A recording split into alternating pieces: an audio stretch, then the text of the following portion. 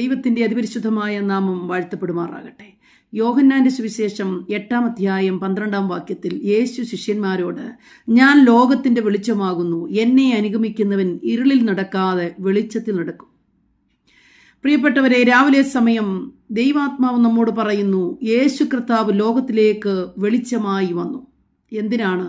അന്ധകാരത്തിൽ കിടക്കുന്ന, ഇരുളിന്റെ അനുഭവത്തിൽ കിടക്കുന്ന സകല ജനത്തിനും വിടുതലും വെളിച്ചവും കൊടുക്കുവാൻ. നിങ്ങളിപ്പോൾ ഇരുളിലായിരിക്കുന്നത് ജീവിതത്തിന്റെ ഏത് അനുഭവത്തിലാണ്? നിങ്ങളൊരു രോഗിയാണോ? യേശു പറയുന്നു, ഞാൻ രോഗത്തെ സൗഖ്യമാക്കും. നിങ്ങൾ ബുദ്ധിമുട്ടും ദുഃഖവും അനുഭവിക്കുന്നു. യേശു പറയുന്നു, ഞാൻ ദുഃഖിതർക്ക് ആശ്വാസമായി തീരും. സമാധാനമില്ലാത്തവർക്ക് ഞാൻ സമാധാനമാണ്. യേശു ഭൂമിയിലേക്ക് വന്നത് സകല മാനവജാതിക്കും വെളിച്ചം കൊടുക്കുവാൻ. ഏതു മേഖലകളിൽ ഇരുള് വ്യാപരിക്കപ്പെട്ടിട്ടുണ്ടോ? ഏതു മേഖലയിൽ നിങ്ങൾ സന്തോഷിക്കാതെ ഇരിക്കുന്നുവോ?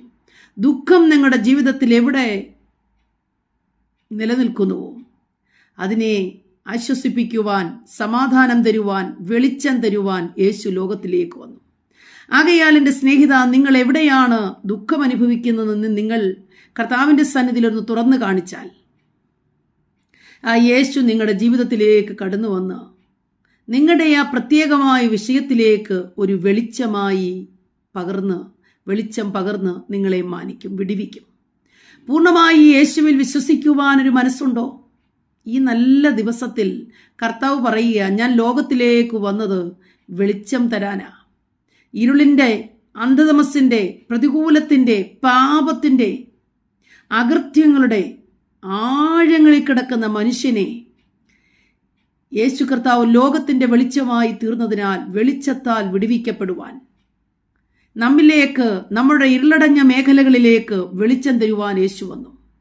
രാവിലെ സമയം ഈ കർത്താവിനെ ഒന്ന് വിളിച്ചാൽ ഓടി അരികിലെത്തും. നിങ്ങളുടെ ഇരുള്, നിങ്ങളുടെ രോഗം, നിങ്ങളുടെ കഷ്ടം, നിങ്ങളുടെ പ്രതികൂലം, നിങ്ങളുടെ പ്രതിസന്ധി, നിങ്ങളുടെ നിരാശ, ഒറ്റപ്പെടലുകൾ, വേദനകൾ തുടങ്ങിയ ഏത് പ്രതിസന്ധിയെയും നീക്കാൻ യേശു മതിയായവൻ. അവന്റെ വെളിച്ചത്താൽ സകല ഇരുളും മാറിപ്പോകും. ആമേൻ.